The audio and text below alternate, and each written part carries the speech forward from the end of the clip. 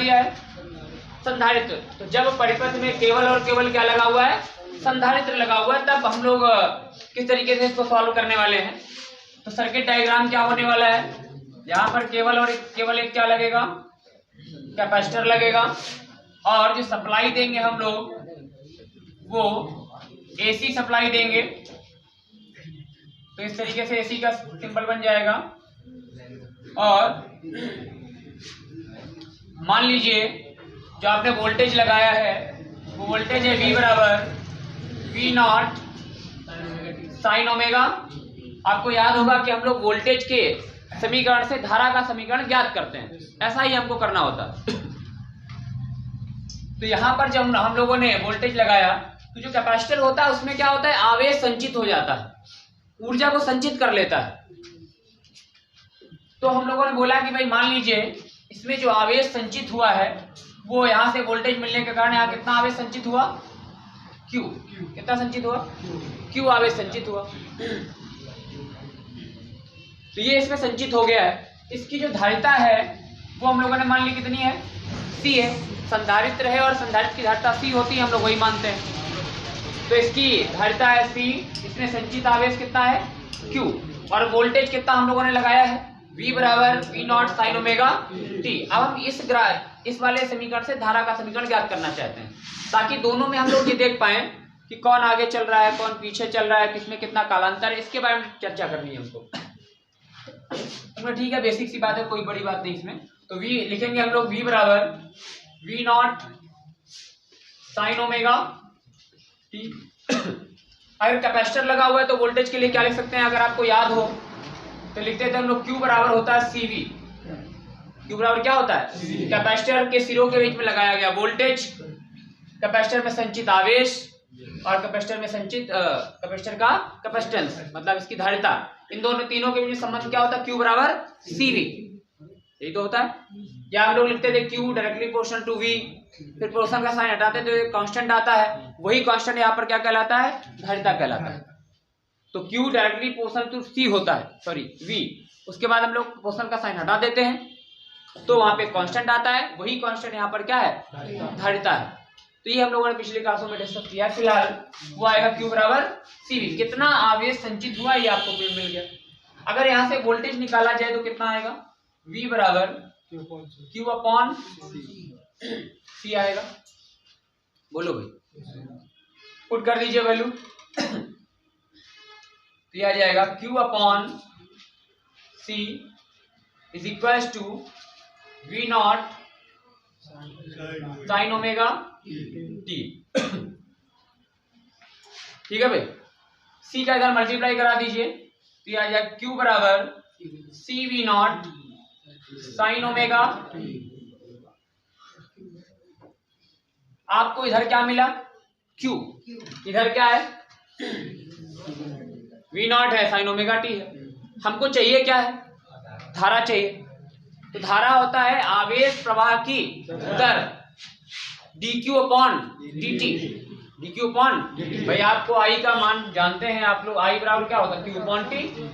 अगर हम लोग dq चला रहे हैं तो इसी को क्या कर सकते हैं? I बराबर dq अपॉन dt। dt समय में आवेश जितना प्रवाहित हुआ है, तो अगर दोनों dt चला लेंगे तो dt के पदों में आ जाएगा। तो इसको हम लोग क्या करते हैं? उठा के बताइए जरा।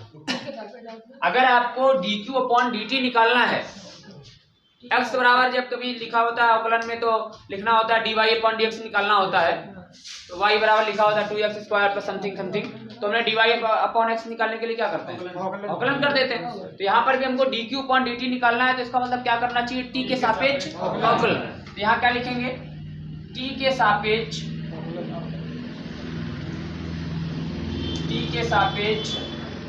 अवकलन। अवकलन करने पर, ठीक है भाई, t के सापेक्ष क्या कर दिया? अवकलन कर दिया।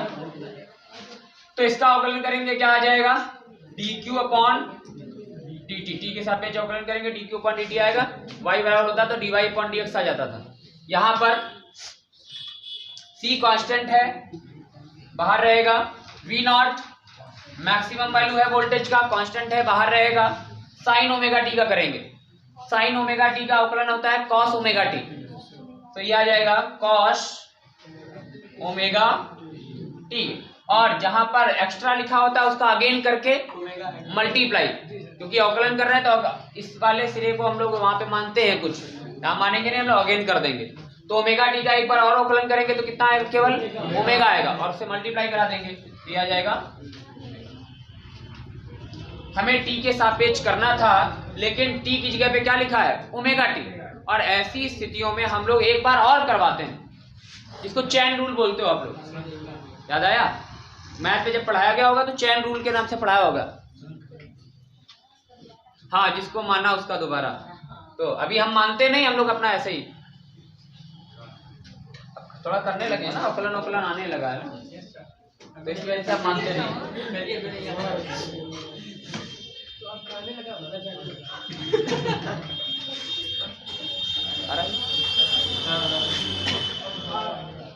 तो इसका अवकलन कर देंगे तो D Q upon D T क्या बन जाएगा, आई बन जाएगा, दिस इज आई। इधर ये ओमेगा को भी आगे बुला लो, तो क्या आ गया, ओमेगा सी वी नॉट और कॉस ओमेगा टी। लेकिन यार धारा का जो समीकरण हमारे पास बनता है, जो एक्चुअल है, आई बराबर I not sine omega T, जी सर, उसमें साइन होता है और यहाँ पर क्या है, कॉस है। क्या किया जाए, माइनस करें। अगर माइनस कर दिया और लेकिन हमको जो चाहिए वो ओमेगा वाला टर्म पहले चाहिए होता है, तो एक माइनस कॉमन भी लेना पड़ता है। तो कुछ ऐसा करना है माइनस का सीन ना रहे, ये भी तो कर सकते हैं। एक होता है हमारे पास साइन 90 प्लस थीटा, ASTC से सेकंड वाले क्वाड्रेंट में साइन और साइन का उल्टा कॉसेक पॉजिटिव रहते हैं। सेकंड वाले में, पहले वाले में ऑल पॉजिटिव, उसके बाद सेकंड वाले में साइन और साइन का अपोजिट, ASTC के रूल से साइन और साइन का उल्टे कॉसेक दोनों पॉजिटिव रहेंगे, बाकी सारे नेगेटिव रहेंगे। तो दूसरे क्वाड्रेंट से भी काम चला सकते हैं। तो ये क्या आ जाएगा, I is equal to omega C V naught, इसको लिख सकते हैं हम लोग साइन 90 मतलब pi by 2 plus theta, theta की जगह क्या लिखेंगे हम लोग, ओमेगा टी। ये भी तो कॉस थीटा ही लिखा है, बोलो लिखा है कि नहीं लिखा है। Sine 90 plus theta is equal to cos theta होता है। अब हम लोगों को ओमेगा टी आगे कर लीजिए जरा, तो आ जाएगा I is equal to omega C V not sine omega T plus pi by. अब जरा गौर से देखिए, आई की जगह आई लिखा है, जहां पे आई नॉट होता है वहां क्या लिखा है, ओमेगा सी वी नॉट, और ओमेगा टी की जगह पे पाई बाई 2 जुड़ गया है। मतलब पता चल गया आपको कालांतर कितना आ रहा है, पाई की जगह पे आ रहा है पाई बाई 2, तो कालांतर कितना है, ये रहा वोल्टेज। वोल्टेज में केवल ओमेगा टी है और धारा में omega T plus pi by 2, मतलब जो धारा है वो वोल्टेज से पाई बाई 2 आगे है, जिसको हम लोग बोलते हैं अग्रगामी है। तो इस बार क्या है, धारा से वोल्टेज से धारा पाई बाई 2 अग्रगामी है। इससे जो पिछला किया था जिसमें क्या लगा था, प्रेरकत्व, प्रेरकत्व में वोल्टेज आगे था, इस बार कौन आगे हो गया, धारा आगे होगी, पाई बाई 2 अग्रगामी है। तो इसको जरा तुलना करा देंगे, तो यहां से आई नॉट क्या निकलेगा,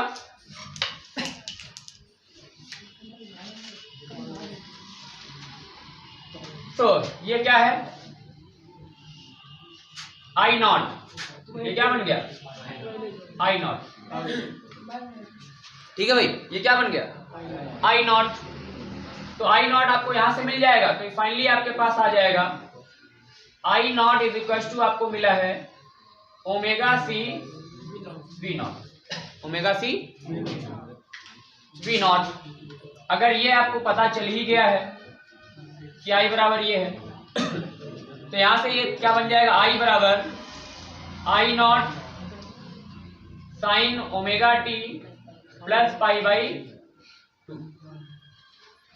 ये समीकरण और वोल्टेज का समीकरण अगर आप देखें तो इस बार धारा वोल्टेज से π/2 अग्रगामी है। ये सारे बातें हम लोग नोट लगा के लिखेंगे। फिलहाल आपको वोल्टेज का समीकरण पता चल गया है, आपको धारा का समीकरण पता चल गया है, तो आप फ्रेजर भी बना सकते हैं, आप नॉर्मल ग्राफ भी बना सकते हैं, आप दोनों के बीच में अंतर कितना है वो भी बता सकते हैं, कौन आगे चलेगा कौन पीछे। और जो धारा का आया है वो है I बराबर I0 sin omega t plus π/। भाई बातचीत बंद कर दीजिए आप लोग। तो दोनों का समीकरण हम लिख दे रहे हैं। वोल्टेज है V बराबर V0 sin ओमेगा t और धारा का क्या है I बराबर I0 का मान क्या है वो ये लिखा हुआ है। I0 की जगह पे कुछ आएगा वो ये लिखा है I बराबर I0 sin omega t plus π/2। चलिए बनाते हैं ग्राफ। कौन आगे चल रहा है? धारा ही आगे चल रही है। तो वोल्टेज वाला पहले बना लेना, जीरो से शुरू कर लेना। ये रहा वोल्टेज। अब धारा क्या है? π/2 आगे चल रही है, मतलब जिस समय पर वोल्टेज 0 होगा उस समय पर धारा मैक्सिमम होगी। तो उसको हम लोग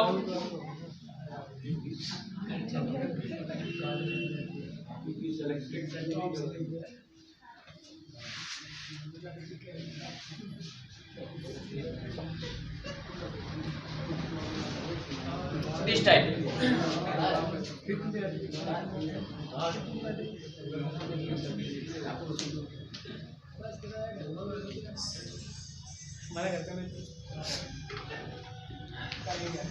देख लीजिए जरा। वोल्टेज क्या है? 0 है।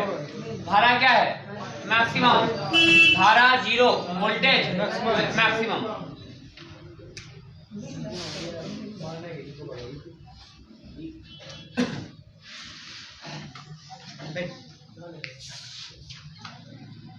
दूसरा वाला बनाते हैं फ्रेजर।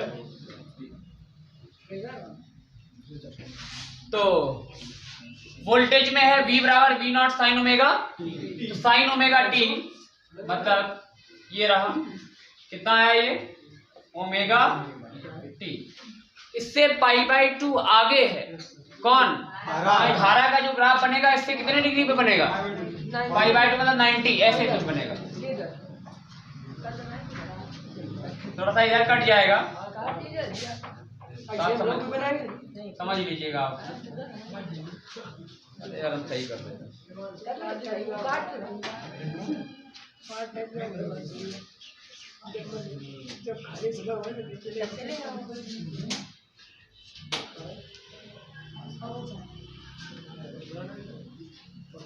इसे तो ओमेगा टी और इससे 90 डिग्री पे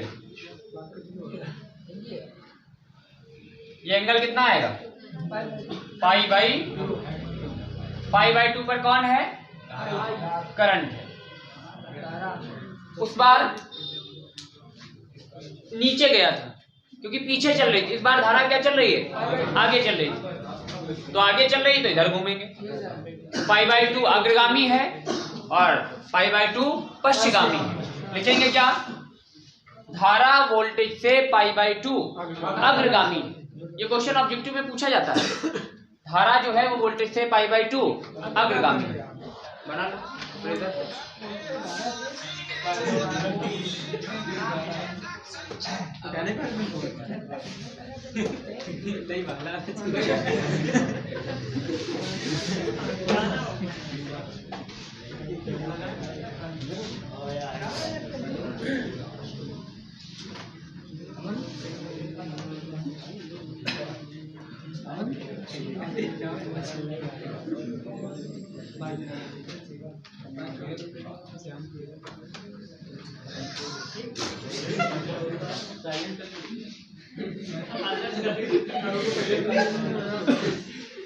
आवाज बंद रखिए।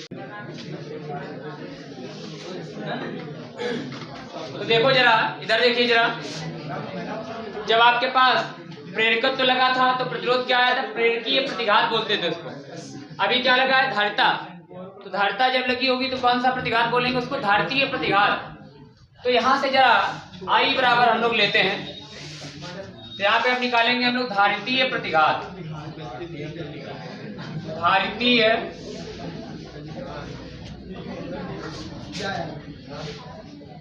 प्रतिघात I नॉट बराबर क्या है? Omega C V naught. Omega C V not.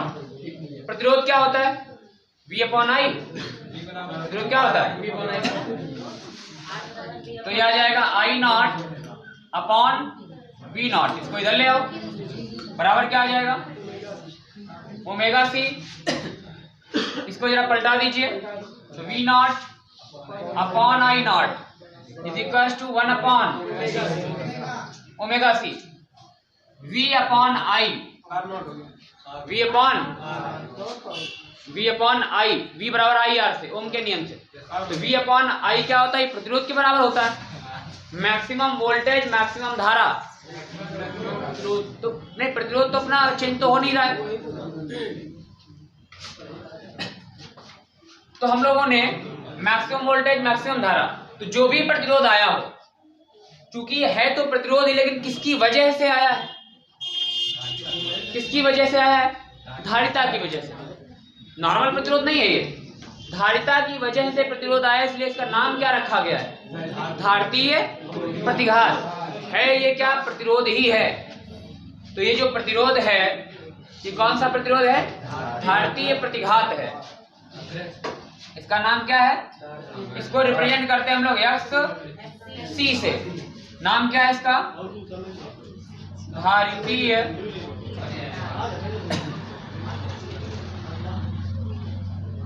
प्रतिघात। नाम क्या है इसका? धारितीय प्रतिघात। तो एक्स सी बराबर क्या आ गया? एक्स सी बराबर omega C 1 upon omega C. Sorry, कितना आया? 1 अपॉन ओमेगा सी। ओमेगा को चेंज कर दीजिए आप थोड़ा सा, ओमेगा को लिख सकते हैं 2 पाई एन। क्या आ जाएगा? 1 अपॉन 2 पाई एन सी। ये भी तो आ सकता है, बोलो यार भाई। ओमेगा बराबर 2 पाई एन होता है। 2 पाई कांस्टेंट है, एन फ्रीक्वेंसी है, तो ओमेगा बराबर 2 पाई एन होता है। तो इससे हम लोगों ने ऐसा भी निकाल लिया है। यहाँ पर आपको ध्यान देने वाली बात यह है कि अगर फ्रीक्वेंसी बढ़ेगी तो धारितीय प्रतिघात घटेगा, अगर कैपेसिटेंस बढ़ेगी तो भी धारितीय प्रतिघात घटेगा। ये आ गया आपके पास धारितीय प्रतिघात।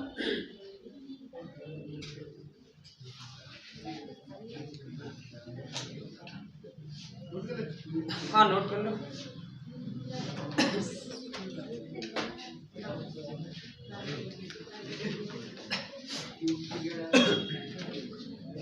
एक आपको महत्वपूर्ण जानकारी यहां पर देंगे।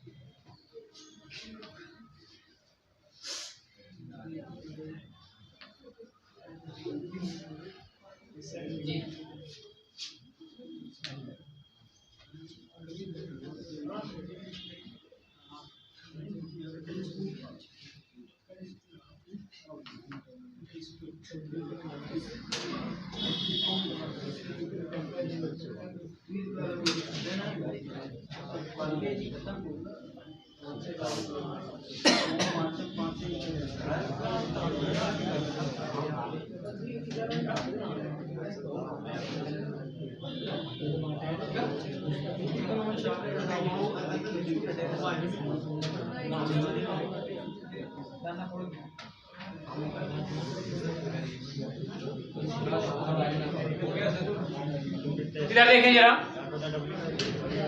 यदि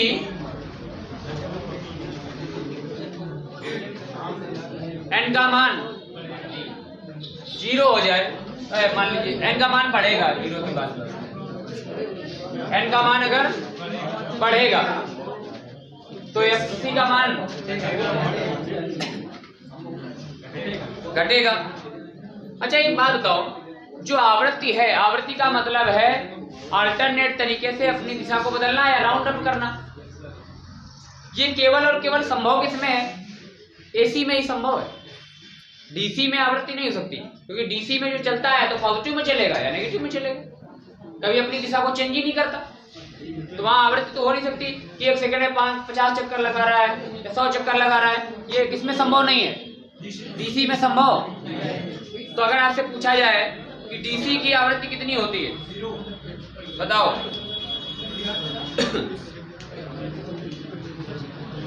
बोलिए भाई, डीसी सर्किट में आवृत्ति कितनी? अरे डीसी में होता ही नहीं आवृत्ति, मतलब 0। तो अगर बात डीसी की करें, यहाँ पे देखिए जरा, डीसी में डायरेक्ट करंट में वहां पर राउंड जैसा, चक्कर लगाने जैसा या दिशा चेंज करने जैसा सीन नहीं होता है, इसलिए उसकी आवृत्ति कितनी है? रखो जरा, अगर इसमें रखा है, मान लीजिए हमने जो यहाँ पे करंट दिया है वो एसी की या डीसी होता, एक चेक करके देख रहे हैं कि अगर डीसी होता तो ये स्थिति होती। रखो जरा, तो एफसी इज इक्वल टू 1/, ये 0 आ जाएगा पूरा, यहाँ 0 रखेंगे पूरा 0 हो जाएगा, 1/0 ये आ जाएगा इनफाइनाइट। मतलब कहने का ये हुआ, अगर कैपेसिटर को किसी ऐसे सर्किट में लगाया जाए जो डीसी सर्किट है, अगर कैपेसिटर को किसमें लगाया जाए? डीसी सर्किट में, तो डीसी सर्किट में आवृत्ति होती है 0, और अगर आवृत्ति 0 होती है तो उसका प्रतिघात इनफाइनाइट हो जाएगा, मतलब प्रतिरोध इनफाइनाइट हो जाएगा।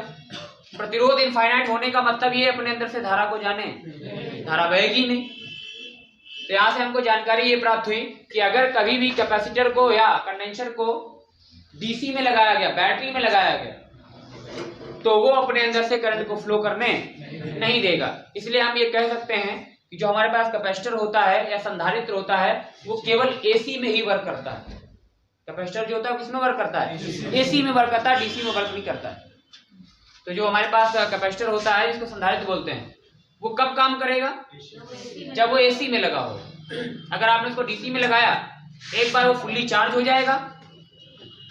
एक्चुअली में प्रॉब्लम ये है, वो एक बार फुल्ली चार्ज हो जाएगा और चार्ज होने के बाद सप्लाई वो आगे फिर जाने, एक बार जो चार्ज हो लिया अब और ज्यादा करंट लेगा ही नहीं। वो जब और ज्यादा करंट लेगा नहीं तो सर्किट को आगे बढ़ने नहीं देगा, करंट को आगे नहीं जाने देगा, अपने अंदर से करंट को गुजरने नहीं देगा वो। तो जो हमारे पास कैपेसिटर है वो कहाँ वर्क करता है? एसी में वर्क करता है, डीसी में नहीं करता। ध्यान रखिएगा जरा, सीट में तो लिखा ही हुआ है। तो ये जानकारी आपके लिए। अब क्या क्या और जानकारियां इसके बारे में, तो उनको नोट में लगा के लिख लेंगे। इसको इसी के नीचे कर लो बस।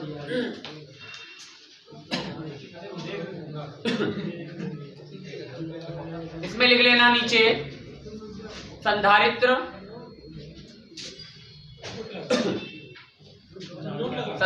दृष्टि धारा परिपथ में कार्य नहीं करता। हाँ, इसके नीचे नोट लगा, संधारित्र दृष्टि धारा परिपथ में कार्य नहीं करता।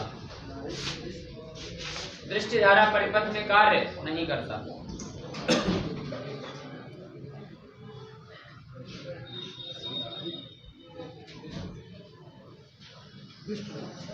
दृष्टि धारा मतलब डीसी। संधारित्र दृष्टि धारा परिपथ में कार्य नहीं करता।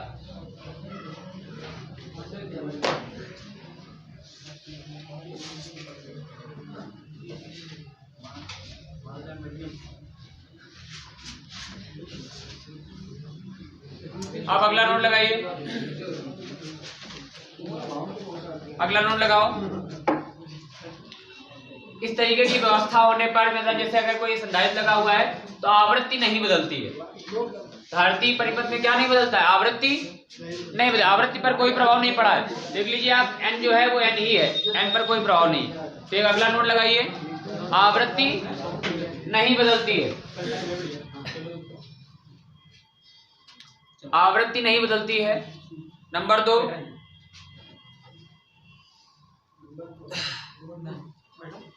वोल्टेज तथा धारा के बीच में कालांतर π/2 होता है।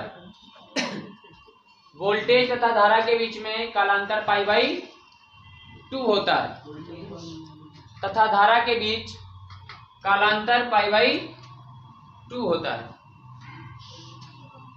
वोल्टेज तथा धारा के बीच कालांतर π/2 होता दिख ही रहा है। और आगे लिखिए, धारा वोल्टेज से π/2 अग्रगामी है। धारा वोल्टेज से π/2 अग्रगामी है। धारा वोल्टेज से π/2 अग्रगामी है। आगे लिख लें उसी में, जब वोल्टेज 0 होता है तो धारा अधिकतम होती है। जब वोल्टेज 0 होता है तब धारा अधिकतम होती है। धारा क्या होती है? अधिकतम। ठीक है भाई। तो ये हमारे पास था ऐसा सर्किट जिसमें हम लोगों ने केवल कैपेसिटर लगाया है। नेक्स्ट वाले में हम लोग दो का कॉम्बिनेशन लेंगे।